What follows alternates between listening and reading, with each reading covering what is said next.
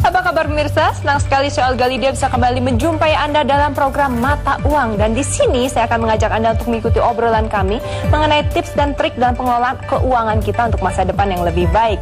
Nah, saya yakin sebagian dari Anda yang gemar berinvestasi pasti sudah tidak asing lagi dengan istilah unit link.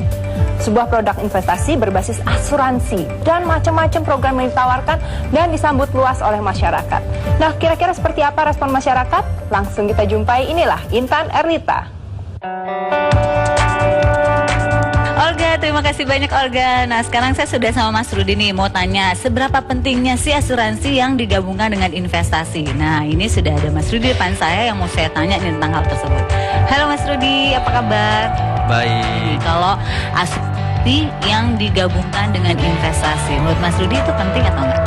Kalau buat aku penting ya, karena kan di lain dapat asuransinya, kita juga dapat investasinya. Keuntungan lainnya apa menurut Mas Rudi sendiri dengan dari penggabungan asuransi dengan investasi tadi? Kalau untuk keuntungan buat saya, satu kita bisa klaim dengan kesehatan kita, kedua kita bisa tabungan lah untuk masa depan, mungkin buat keturunan saya nantinya. Nah, itu tadi pandangan tentang asuransi yang digabungkan oleh investasi. Kata Mas Rudi sangat penting nih buat dia, karena buat kesehatan juga buat masa depan. Tapi saya masih mau tanya lagi pendapat dari masyarakat lainnya. Kalau gitu, kita ikut lagi yuk mencari yang lain. Terima kasih Mas Rudi. Halo Mbak Anti, apa kabar? Oh, baik. Mbak Anti, ini saya mau tanya nih, menurut Mbak Anti, asuransi yang digabungkan dengan investasi menguntungkan atau tidak? Kalau dari segi keuntungan pasti menguntungkan. Cuman pada prakteknya, karena saya seorang ibu rumah tangga, menurut saya itu lebih baik sendiri-sendiri ya, maksudnya untuk preminya sendiri, terus kemudian investasinya juga sendiri gitu. Tapi nggak ribet tuh Mbak, kan berarti kan kayak gitu kan Mbak Anti harus mengecek asuransinya sendiri, kemudian juga investasinya juga harus dicek sendiri, nggak buang waktu ya Mbak ya? Enggak lah gitu. Kalau untuk ibu rumah tangga ya saya fokusnya ke keluarga ya. Jadi waktu untuk kesana kemarinya otomatis kan nggak seperti ibu-ibu pekerja atau orang-orang yang bekerja di kantor gitu. Oke, kalau gitu terima kasih banyak Mbak Anti atas waktunya. Oke Olga, itu tadi beberapa pendapat masyarakat mengenai asuransi yang digabungkan dengan investasi. Ada yang bilang menguntungkan, ada yang bilang masing-masing. Nah, baiknya gimana? Nah, sekarang kita lanjutkan saja dengan Olga sendiri ya. Silakan Olga. Oke, terima kasih Intan. Dan memang kita lihat bahwa masyarakat sebetulnya sudah mengenal apa yang disebut dengan unit link. Sekarang saya ingin tanya kepada Ahmad Ghazali nih. Mas Ghazali, Yes. itu sebetulnya pengertian dasarnya sendiri unit link seperti apa sih? Oke, unit link adalah produk asuransi yang ada investasinya. Bedakan ya, bukan investasi yang ada asuransinya, tapi asuransi. Nggak boleh terbalik ya? Nggak boleh terbalik. Okay. Asuransi yang ada investasinya, sehingga kita paham betul bahwa produk dasarnya adalah produk asuransi. Ya. Lalu kemudian ditambahkan dengan unsur investasi untuk memudahkan masyarakat, karena biasanya kan kalau kita invest, pertama kadang kita bingung invest di mana. Yang kedua kita bingung bagaimana caranya bisa invest secara rutin atau secara periodik gitu ya. Nah, dengan adanya unit link, masyarakat yang ikut investasi bisa kemudian beli yang ikut asuransi bisa kemudian beli investasi dengan mudah karena dipilihkan yang terbaik. Yang kedua adalah bisa secara rutin, didorong untuk secara rutin investment. Karena investasi yang paling bagus itu yang rutin. Jadi mau nggak mau jadi rajin ya investasinya. Jadi rajin investasi, betul. Oke, tapi kalau kita lihat tadi di masyarakat ada yang mengatakan bahwa ini baik, ada juga yang bilang kayaknya kurang bagus, mendingan investasi sendiri, asuransi sendiri. Sebetulnya baik buruknya ini menurut sudut pandang mana aja nih? Oke, jadi pertama kita harus luruskan bahwa tidak ada produk yang salah. Yang ada mungkin adalah penjelasan yang salah dari agennya, dari penjual asuransinya, atau masyarakat sendiri atau nasabah sendiri yang salah memahami tentang produk asuransi. Contoh, ada masyarakat yang berpendapat bahwa wah kalau ikut unit link dijamin keuntungannya. No, itu salah. Tidak ada produk investasi satupun juga yang boleh menjamin berapa keuntungannya secara pasti gitu ya. Yang kedua mungkin kesalahannya adalah, loh kok saya baru setahun 2 tahun kok belum kelihatan investmentnya. Nah berarti dia juga tidak paham atau gagal paham bahwa sebetulnya dari premi yang awal-awal tahun dibayar itu adalah untuk membayar biaya asuransinya dulu, baru kemudian di tahun ketiga, tahun keempat atau tahun kelima baru kita mulai untuk investmentnya lebih banyak. Oke, ini dipertegas aja nih, saya yakin di rumah ada ibu-ibu dan bapak-bapak yang khawatir nih masa depan keluarganya dalam berinvestasi. Beli unit link bisa rugi nggak? Bisa rugi. Bisa. Investasi apapun bisa rugi. Justru kalau ada yang menawarkan beli ini nggak mungkin rugi, nah itu yang salah. Itu yang berbahaya. Itu yang berbahaya. Unit link bisa rugi dalam arti begini loh ya, bahwa harganya naik turun, naik turun, naik turun, naik turun. Ya. Pada saat turun bisa jadi rugi. Itulah kenapa investasi di unit link disarankan untuk jangka panjang dan setorannya setiap bulan. Dengan adanya setoran setiap bulan, ketika harga naik kita dapat harga sedikit lebih tinggi, ketika harga turun kita dapat harga sedikit lebih rendah. Tapi ketika jangka panjang grafiknya itu naik turun, tapi dalam jangka panjang naik, kita akan dapatkan kenaikan harga. Pada akhirnya biasanya naik ya? Pada akhirnya biasanya naik dalam jangka panjang. Oke, jadi pada saat kita beli mungkin agak naik, mungkin sedikit rugi. Tapi Iya. pada saat turun mungkin lebih untung. Tapi Iya, kalau kita betul. jual pada saat lagi di bawah, kita malah jadi Iya, rugi makanya gitu. unit link tidak disarankan untuk jual beli seperti saham. Oke. Tapi dia disarankan untuk tambah sehingga dalam periode tertentu kita Ya. mengumpulkan sejumlah dana yang cukup besar.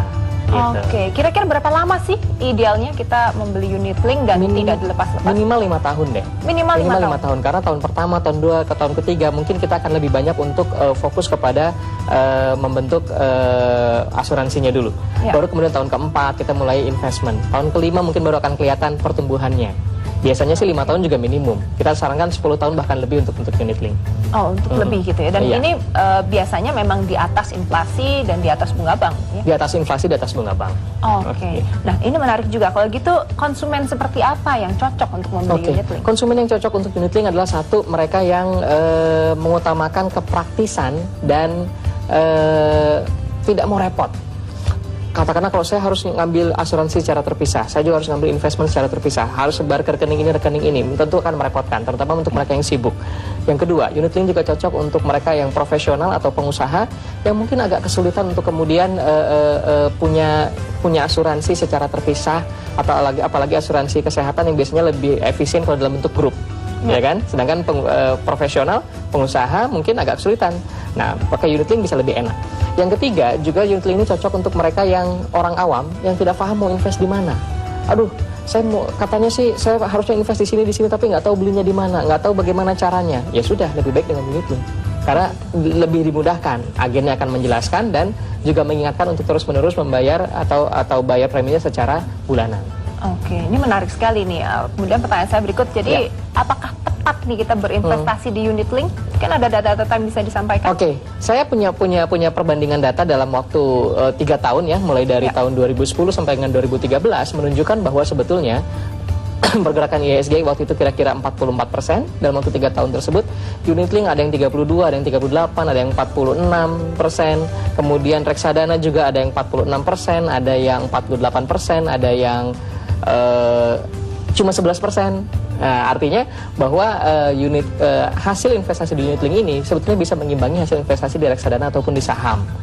Tapi dengan risiko yang lebih rendah. Pertama karena kita tidak akan mengalami lonjakan yang terlalu tinggi, dan yang kedua kita akan diminta untuk bisa secara rutin investasi. Itu yang lebih penting. Ini menggiurkan juga ya? Ya. Saya yakin pemirsa rumah pasti semakin penasaran. Karena itu jangan kemana-mana.